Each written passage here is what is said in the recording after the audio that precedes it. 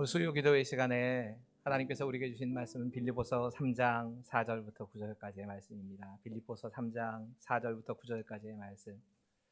우리 계신 자리에서도 함께 이 말씀을 저와 함께 봉독하시도록 하겠습니다. 3장 4절에서부터 9절까지의 말씀입니다. 같이 읽지요. 시작. 그러나 나도 육체를 신뢰할 만하며 만일 누구든지 다른 이가 육체를 신뢰할 것이 있는 줄로 생각하면 나는 더욱 그러하리니 나는 8일 만에 할례를 받고 이스라엘 족속이요 베냐민 지파요 히브리인 중에 히브리인이요 율법으로는 바리새인이요 열심으로는 교회를 박해하고 율법의 의로는 흠이 없는 자라. 그러나 무엇이든지 내게 유익하던 것을 내가 그리스도를 위하여 다 해로 여길 뿐더러 또한 모든 것을 해로 여김은 내 주 그리스도 예수를 아는 지식이 가장 고상하기 때문이라. 내가 그를 위하여 모든 것을 잃어버리고 배설물로 여김은 그리스도를 얻고 그 안에서 발견되려 함이니 내가 가진 의는 율법에서 난 것이 아니요 오직 그리스도를 믿음으로 말미암은 것이니 곧 믿음으로 하나님께로부터 난 의라. 아멘. 기도하겠습니다. 하나님, 지금 이 시간 우리와 함께 하셔서 우리가 어디에 있든지 온전히 함께 하시는 그 하나님의 능력을 체험하는 시간이 될 수 있도록 도와주시고, 이 말씀 가운데 함께 하시는 하나님의 은혜가 우리의 모든 공간에 함께 임하는 귀한 시간 될 수 있도록, 우리의 신앙이 점검되는 시간 될 수 있도록 함께 하실 것을 믿으며 예수님의 이름으로 감사하며 기도하옵나이다. 아멘. 중세시대에 아주 훌륭한 한 스승에게 가르침을 받고자 한 수도사가 찾아와서 스승에게 이렇게 질문을 했다고 합니다. 내 지식과 내 수행이 늘지를 않습니다. 내가 이 그리스도를 아는 지식이나 여러 가지 지식들에 대해서 많이 배우기를 원하고, 또 내 수행이 조금 예수님 닮은 인격으로 변하고 싶은데 전혀 늘지를 않는다고 고백을 한 겁니다. 그때 이 말을 듣고 있던 선생님이 듣는 척 많은 척 대답도 하지 않고는 찻잔을 가지고 찻잔에다가 차를 계속 붓는 겁니다. 차를 붓는 것도 이상하다, 내 말을 무시하다 하는 생각이 좀 드는데, 그것도 더 이상한 것이 그 찻잔에 이 물이 다 찼는데도 계속 붓는 겁니다. 물이 흘러내려와서 방 안에 고일 정도가 됐는데도 계속 물을 붓고 있는 겁니다. 이 스승의 행동이 좀 너무 놀라워가지고 이 수도자가 이렇게 질문을 했답니다. 아니 선생님, 잔이 넘쳐서 지금 방바닥에 다 흐르고 있는데 계속 물만 부으시면 어떻게 하는 겁니까? 그러자 이 선생님이 이렇게 답을 해줬답니다. 이 찻잔과 마찬가지로 당신의 마음에 너무 많은 것이 차 있습니다. 그 마음을 비우지 않으면 나는 당신에게 아무것도 가르칠 수 없습니다. 아니, 가르친다고 해도 당신의 마음에서는 다 넘쳐 흘러버릴 겁니다. 여러분, 우리가 신앙생활을 하면서 예수를 믿으면서 버려야 할 것, 비워야 할 것이 있습니다. 이것이 비워지지 않으면 내가 아무리 귀한 것으로 채우려고 해도 채워지지 않고 그냥 넘쳐 흘러버리는, 비우지 않으면 채울 수가 없는 겁니다. 오늘 빌립보서를 기록하고 있는 사도 바울은 자신이 정말 비워야 할 것이 무엇인가를 이야기합니다. 그리고 자신의 안에 진짜 채워야 할 것이 무엇인가, 그것에 대해서 말씀합니다. 여러분, 빌립보서 1장, 2장, 3장이 각각의 주제가 좀 많이 달라집니다. 1장은 주로 감옥에 갇혀 있는 사실로, 이 사도 바울이 감옥에 갇혀 있다는 이 사실 때문에 근심하고 있는, 낙심하고 있는 이 빌립보의 성도들을 위로하기 위해서 쓰여진 책입니다. 1장은 그런 주제를 담고 있습니다. 바울은 이렇게 얘기합니다. 여러분은 나 때문에 걱정하지 마십시오. 내 안에 사는 분은 예수님이시고, 그 예수님을 위해 내가 죽는다면 그것도 나한테 유익합니다. 더 나아가서 이 당시에 사도 바울이 감옥에 갇힌 것이 계기가 돼서 열심을 다해서 복음을 전하는 일이 벌어졌습니다. 좋은 동기로 복음을 전하는 사람도 있었고, 나쁜 동기로 사도 바울을 배 아프게 하고 사도 바울을 괴롭게 하기 위해서 복음을 전하는 사람들도 있었는데, 그 사람들에서 얘기를 하는 겁니다. 어떻게 해서든지 전해지는 건 복음 아닙니까? 예수 그리스도가 전해지기만 한다면 나는 내 배가 아프든 나를 곤란하게 만드는 일이 벌어지든 그거 상관없습니다. 예수님만 전해지면 됩니다. 이 장은 이 빌립보 교회 공동체에 있었던 한 가지 문제를 얘기합니다. 시기와 질투의 문제였습니다. 이것 때문에 다툼이 일어났던 겁니다. 여러분 성도들은 이 세상을 살아가는 한 문제가 없는 사람은 아무도 없습니다. 문제 없는 공동체도 없습니다. 빌립보 교회는 작지만 사도 바울을 위해서 정말 선교하는 일에 열심을 다했던 좋은 교회였습니다. 초대교회 가운데서 참 건강한 교회였습니다. 근데 그 건강한 교회인 빌립보 교회에도 시기와 질투로 다투는 일이 벌어졌다는 겁니다. 이런 어려움들이 빌립보 교회에서도 있었다는 겁니다. 그런 이 빌립보 교회를 향해서 모델로 예수님을 이야기합니다. 그리고 예수 그리스도의 마음을 본받으라고 말씀합니다. 너희 안에 이 마음을 품으라. 곧 그리스도 예수의 마음이다. 그리고 예수 그리스도의 마음을 본받았던 두 명의 제자에 대해서 소개하지요. 자기를 돕기 위해서 빌립보 교회가 파송해 주었던 에바브로디도라고 하는 사람에 대해서 추천하면서 말씀을 전하고, 자신에게 가장 가까운 동역자였고 믿음의 아들이라고도 표현할 수 있었던 디모데에 대해서 소개해서 이 두 사람이 이 빌립보서를 가지고 빌립보 교회를 방문하는 그런 일이 벌어지게 됩니다.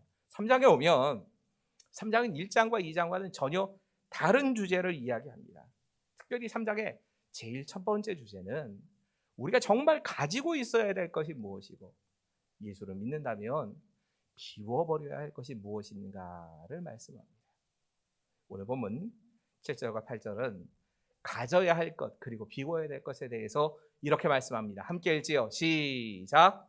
그러나 무엇이든지 내게 유익하던 것을 내가 그리스도를 위하여 다 해로 여길 뿐더러 또한 모든 것을 해로 여김은 내 주 그리스도 예수를 아는 지식이 가장 고상하기 때문이라. 내가 그를 위하여 모든 것을 잃어버리고 배설물로 여김은 그리스도를 얻고. 여러분 그리스도인이 된다 하는 것은 한마디로는 가치관이 바뀌는 겁니다. 가치관이 바뀐다는 건 이렇게 생각하시면 됩니다. 이전까지는 내가 귀하게 생각하던 것이 예수를 믿고 보니까 더 이상 귀한 게 아니라고 느껴지는 겁니다. 예전엔 이게 별것 아니다, 사소한 일이다 생각했던 것이 예수를 진짜 믿고 나니까 이게 진짜 귀한 것이었구나 하는 것을 깨닫게 되는 겁니다. 사도 바울은 정말 그 이전에 자기가 자랑스럽게 여기던 것들이 많았던 사람입니다. 이 5절과 6절은 사도 바울이 자랑스럽게 여겼던 것에 대해서 이렇게 설명을 하고 있습니다. 나는 8일 만에 할례를 받고 이스라엘 족속이요 베냐민 지파요 히브리인 중에 히브리인이요 율법으로는 바리새인이요 열심으로는 교회를 박해하고 율법의 의로는 흠이 없는 자라. 흔히들 신학자들은 이거 세세하게 분류하면서 7가지를 자랑거리로 삼았다고 얘기를 합니다. 이 7가지 자랑거리를 크게 보자면 태어나면서부터 타고난 혈통상 자기가 자랑할 만한 것, 자부할 만한 그런 것이 있었습니다. 이런 것에서 쭉 자랑스럽게 얘기합니다. 첫 번째로는 내가 태어난 지 8일 만에 할례 받았다는 겁니다. 여러분 이건 정통 유대인이었다는 뜻입니다. 우리는 유대인들은 당연히 8일 만에 할례를 받는 것으로 알고 있습니다. 그런데 그렇지 않은 사람들도 있습니다. 아브라함의 같은 후손이긴 하지만 이스마엘은 태어난 지 13년 만에 할례를 받습니다. 그래서 이스마엘 지파에 속한 사람들은 할례를 받긴 받습니다. 할례를 받는데 13세에 성인식의 의미로 할례를 받습니다. 또 이 원래부터 유대인은 아니지만 헬라파나 그다음에 다른 이방인들 가운데 내가 유대인들이 섬기는 하나님을 믿고 싶다 하는 믿음의 고백을 갖고 유대교로 개종을 하는 사람들은 그가 개종을 한 그때 비로소 할례를 받습니다. 8일 만에 할례를 받았단 말은 내 아버지서부터 그 할아버지 부모가 모두 다 정통 유대인이었다는 얘기입니다. 혈통으로는 자랑스러워할 만한 겁니다. 아브라함과 이삭의 그 직계 후손이다 이런 얘기를 한 겁니다. 이어서 이렇게 말합니다. 이스라엘 족속이었다. 여러분 이스라엘 족속이란 말은 하나님의 백성을 가리키는 특별히 언약의 민족이라는 뜻입니다. 하나님께서 우리 조상에게 약속을 주셨고 그 약속하신 하나님이 우리 하나님이다. 우리는 언약을 받은 백성이다. 이런 하나님 백성으로서 영광을 누렸다는 얘기입니다. 베냐민 지파라는 걸 자랑합니다. 여러분, 이 베냐민 지파라고 하는 건 이스라엘의 왕족 지파입니다. 이스라엘의 초대 왕인 사울이 바로 이 베냐민 지파에서 태어납니다. 그 멀리로부터 이렇게 거슬러 올라보면 베냐민 지파는 야곱의 12아들 가운데 야곱이 유일하게 사랑했던 여자 라헬에게서 태어난 2명의 아들 가운데 하나입니다.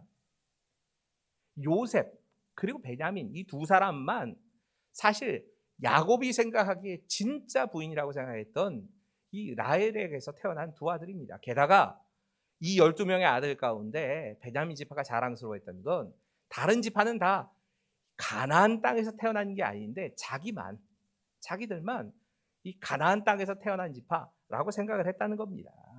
숫자는 좀 적었지만 다른 지파에게 있어서도 굉장히 인정을 받는 지파가 베냐민 지파였습니다. 베냐민 지파의 지경에 예루살렘이 있습니다. 또 남과 북으로 이스라엘이 이 북쪽의 이스라엘, 남쪽의 유다로 이렇게 갈라질 때에 유다 지파와 함께 유일하게 남왕국 다윗의 왕국을 지켰던 지파가 베냐민 지파입니다. 정통이라고 아주 자신 있게 얘기할 수 있는 지파였던 겁니다. 이스라엘이 이 멸망할 뻔한 일이 포로 생활 가운데 하나 벌어지지요. 하만에 의해서 이스라엘이 다 죽임을 뻔할 때 그 이스라엘을 구원한 당시에 이 구원의 역할을 잘 감당했던 모르드게가 베냐민 지파입니다. 나중에 이 남유다 이 바벨론에서 돌아온 이후에도 그 어느 지파보다 앞장서서 이 유다 왕국 하나님의 백성들 그리고 율법을 지키기 위해서 애를 썼던 사람, 그 사람들이 모인 곳이 베냐민 지파였습니다. 12지파 가운데서도 내가 베냐민 지파라고 하는 건 굉장히 자랑스러운 말입니다. 그리고 또 이렇게 얘기합니다. 히브리인 중에 히브리입니다. 여러분, 히브리인 중에 히브리인이라는 말은 크게 두 가지입니다. 하나는 양쪽 부모님이 다 히브리인이라는 얘기입니다. 내 부모님이 다 히브리인입니다. 이방인의 피가 조금 더 섞이지 않았습니다.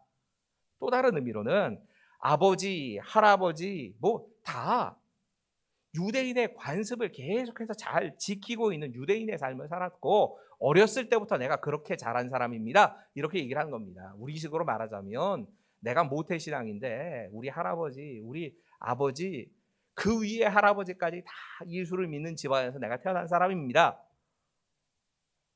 이게 얼마나 자랑스러운 일이었겠습니까? 이런 자랑거리만 있던 게 아닙니다. 태어나면서 그렇게 자랑스러워할 만한 것들이 있지만 그보다 더 대단한 건 자기가 노력하면서 살아가면서 얻은 것도 있었습니다. 태어나면서야 그렇게 자랑스러워할 만한 것들 가지고 태어날 수도 있지요. 하지만 자기가 이런 노력을 하지 않는다면 그것도 다 물거품 되는 거 아닙니까? 그는 이렇게 얘기합니다. 나는 율법에 관한 바리새인이었다. 여러분, 율법에 관한 바리새인이었다는 말, 이 한마디에 나머지 게 다 포함이 됩니다. 바울은 팔레스타인 지역에서 태어난 사람이 아닙니다. 본토 밖에서 태어났습니다. 근데 그 본토 밖에서 태어난 유대인이었지만 그는 율법을 철저하게 지킨 사람이었다는 얘기입니다.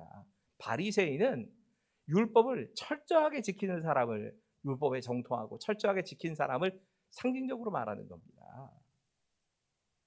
여러분, 그가 자란 곳이 이 길리기아의 다소라는 지역인데 이 길리기아의 다소는 헬라 문명의 중심지 가운데 하나입니다. 그리스 문명의 중심지 가운데 한복판에서 자라면서도 그는 유대인이라고 하는 정체성을 잃지 않고 그의 신앙을 잘 지키며 살았다. 이걸 자랑스럽게 얘기를 한 겁니다. 그가 가말리엘의 문화에서 제자로 그 가말리엘의 문화에서 배우게 됩니다.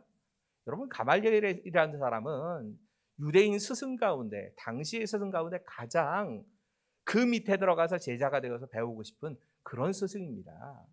당시에 한 명의 선생님이 많은 제자를 두지 않았습니다. 우리가 쉽게 생각해서 서울대학 들어간 정도로 그 가말리엘 문화를 생각하는데 그 정도가 아닙니다. 평생 가봐야 한 12명, 13명 제자가 이거밖에 안 됩니다. 그 제자 가운데 한 사람이 바울이었습니다. 더구나 그는 얼마나 율법에 대해서 열심을 가졌는지 교회를 박해하기까지 했다고 얘기합니다. 여러분, 교회를 박해하기까지 열심히였단 말은 율법에 대해서 그만큼 헌신되어 있었다는 얘기입니다.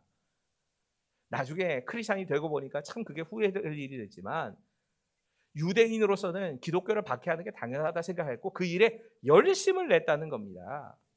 심지어 율법의 의로는 나한테 흠잡을 게 없을 것이다, 이렇게 얘기를 합니다.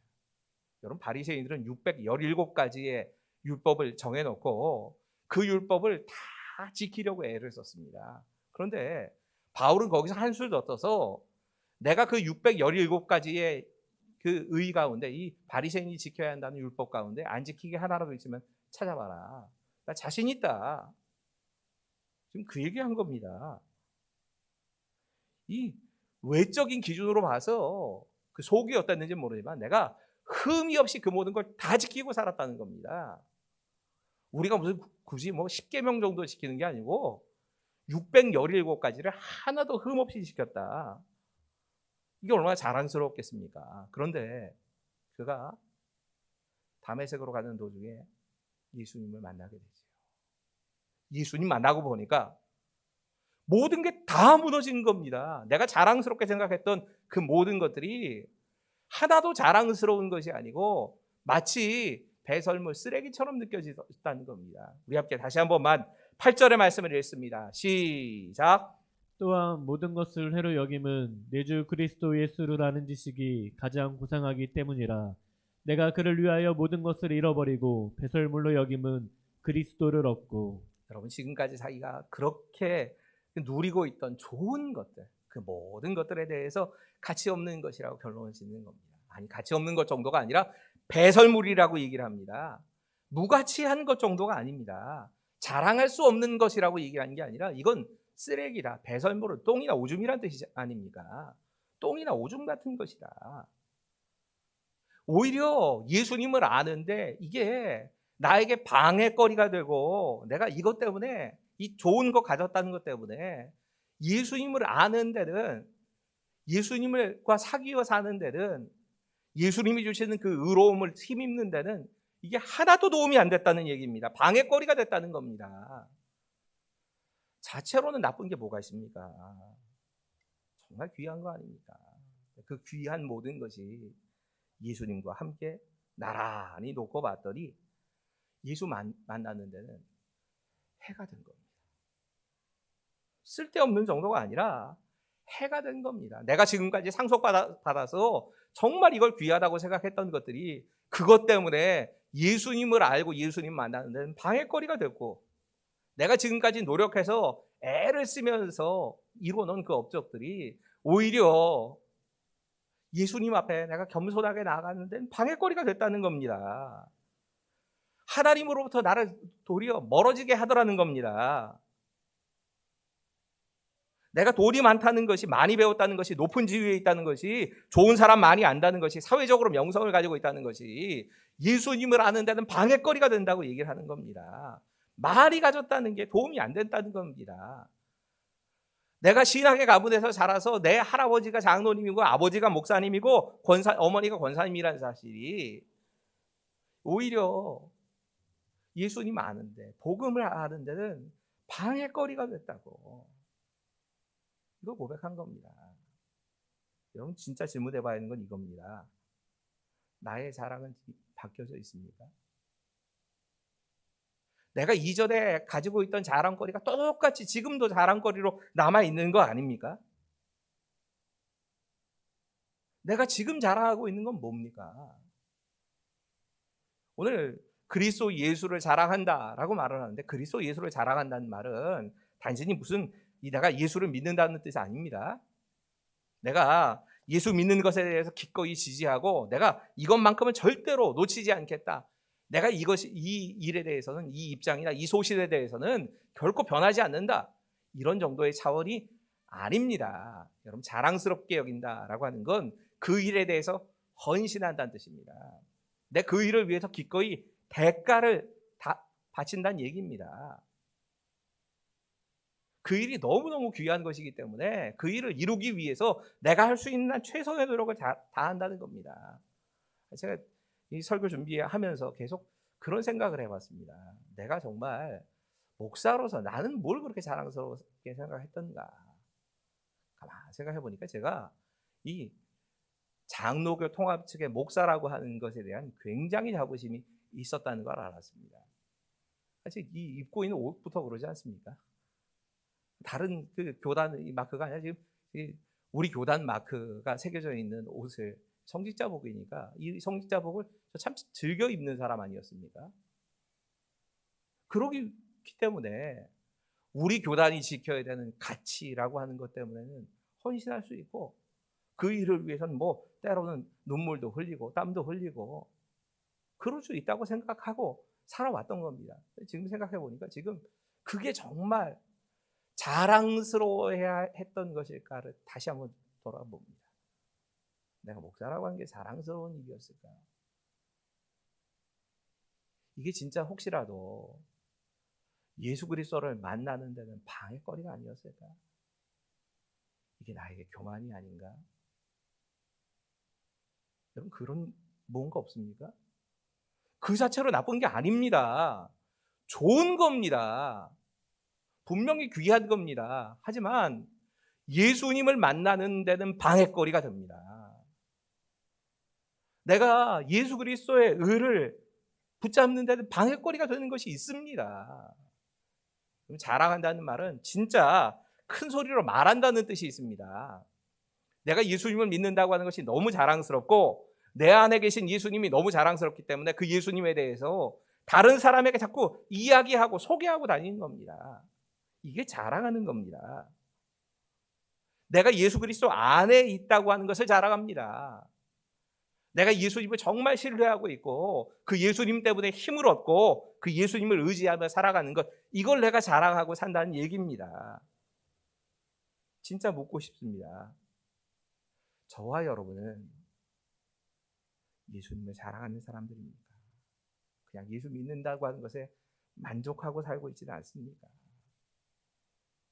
예수님을 위해서 희생하는 사람이며 예수님의 뜻을 위해서 그걸 이루기 위해서 그렇게 살아가고 그 예수님을 증거하고 찬양하면서 사는 사람들이 맞습니다.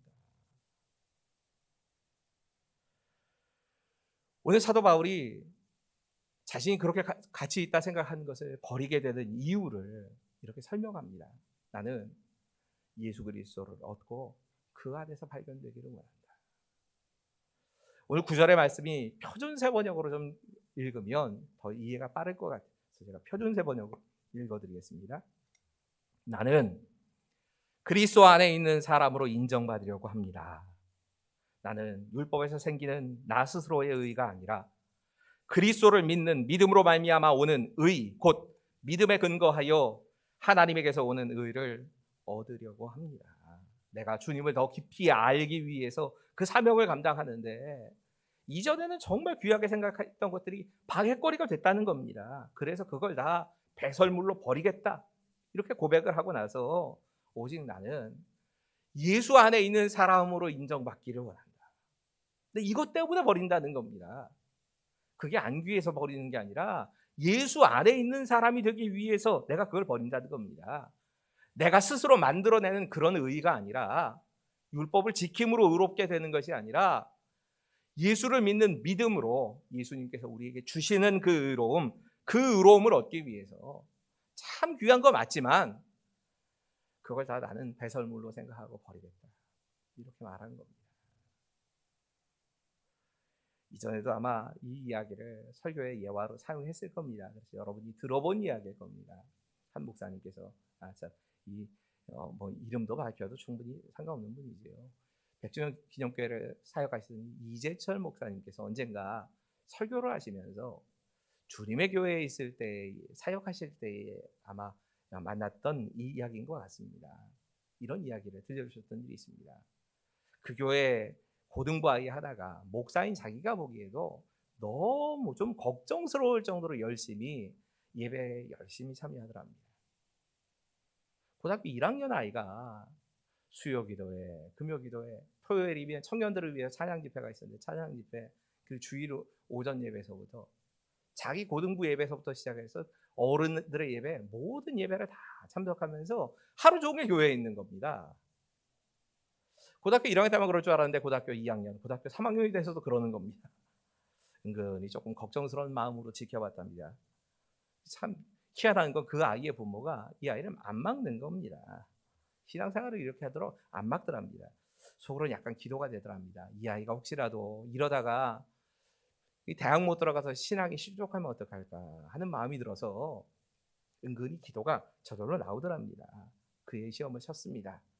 이 아이가 대학에 떨어졌습니다. 가만히 지금까지는 지켜보고 있던 성도들 가운데 몇몇 사람들이 얘기를 하는 겁니다. 야, 이게 하나님께 영광이 되겠냐. 쟤 저렇게 하는 건 좀 말려 써야 되는 거 아니냐. 아이가 재수를 했답니다. 재수를 하는데 고3 생활 3까지는 뭐 그럴 수도 있다 생각했는데 재수를 하는데 이 아이가 똑같이 하는 겁니다. 수요기도회, 금요기도회, 또 뭐 토요일에 청년들의 집회, 주일이면 와가지고 주일 하루 종일 교회에서 열심히 있는 겁니다. 생각을 하면 그 부모도 대단하다 하는 생각이 들더랍니다.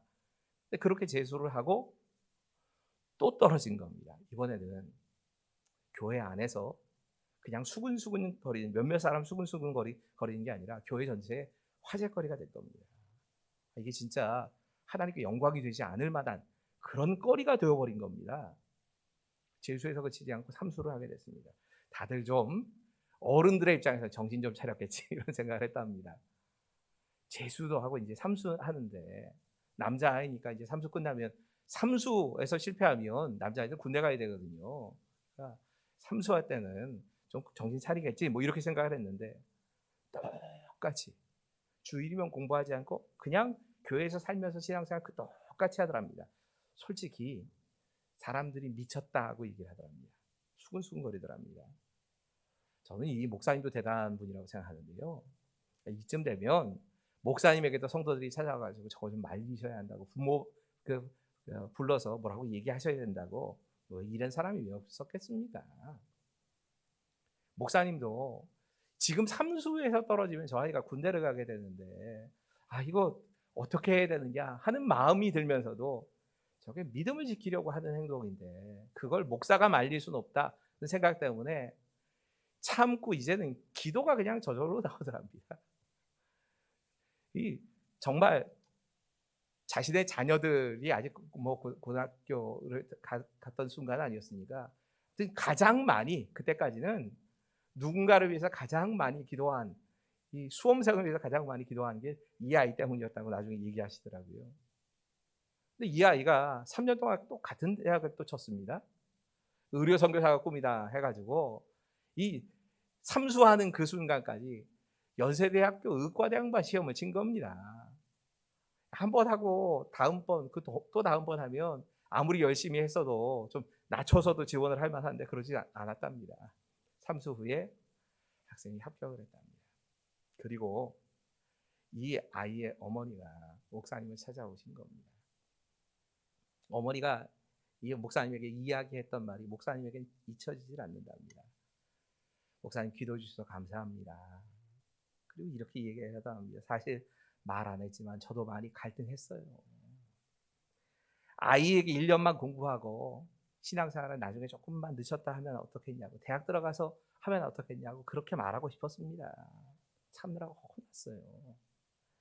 재수하고 삼수할 때도 이 아이가 신앙을 지키겠다고 하는데 그걸 묵묵히 지켜보는 것도 저에게는 힘든 일이었습니다.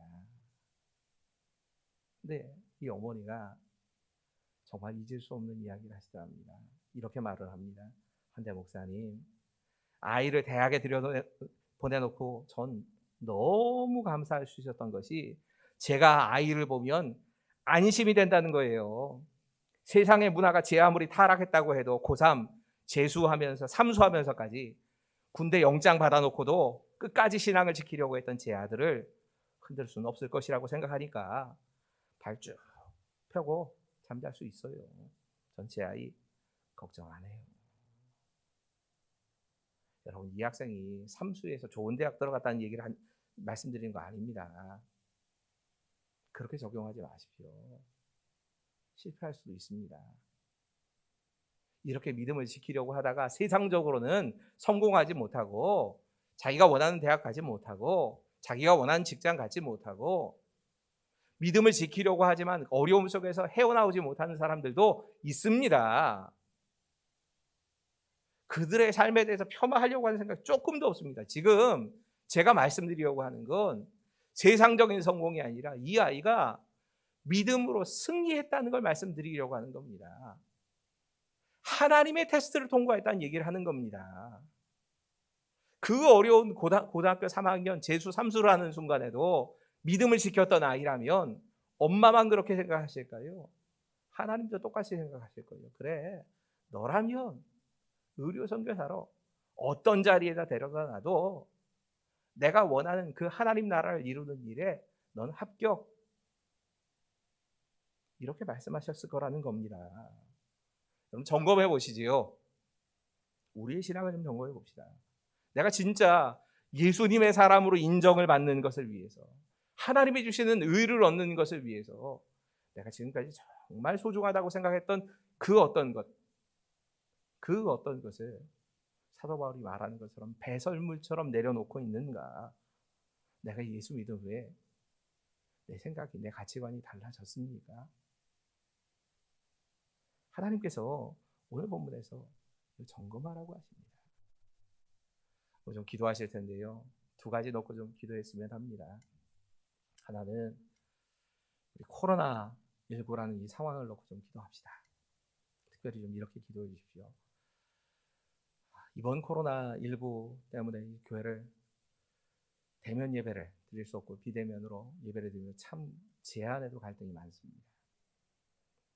전염병의 예방을 위해서는 분명하게 지금 예배를 닫는 것이 맞습니다. 인정합니다.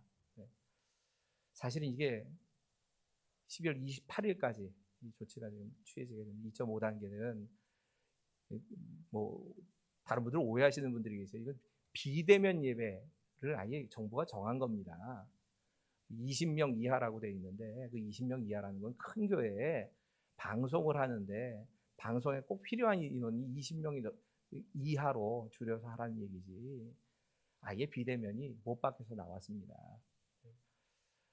기도하기는 적어도 이 성탄절만이라도 정부가 좀 지혜롭게 각 교회에 따른 방역 지침을 좀 세밀하게 좀 잘 세워서 성탄절 예배만이라도 우리가 함께 모여서 예배 드릴 수 있게 되어지기를. 방역 지침을 따르는 것이 먼저입니다. 먼저이기 때문에 그것에 대해서는 인정하고 따라갈 겁니다. 하지만 정말 안타까운 마음에서 그런 조치가 잘 취해질 수 있기를 위해서 좀 기도해 주십시오. 또 한 가지 기도 부탁드리기는, 우리 같은 노회, 같은 시찰에 우리 좀 가까운 지역에 있는 당남리 교회를 위해서 좀 기도를 부탁드리겠습니다. 이 교회가 머물고 있는 이 땅이 다른 주인이 그 땅의 주인인 모양입니다. 그래서 교회의 일부분을 자신이 사용해야 하기 때문에 일부분을 헐어달라 하는데, 사실은 아마 사택 전체가 헐어져야 되는 그런 상황인 것 같습니다. 또 그 주인이 그 주변의 땅을 다 갖고 있기 때문에 출입로가 또 막히게 된답니다. 코로나19 때문에 참 어려운 상황인데 거기에다가 또 이런 일이 같이 겹쳐가지고 당장에 그런 일, 겨울에 당장에 그런 일은 없어야 하겠지만 당남리 교회와 그 교회를 담임하시는 강현숙 목사님을 위해서 우리 함께 잠깐이지만 우리 같이 이웃에 있는 이웃 교회를 위해서 함께 좀 기도하겠습니다. 같이 기도하시죠.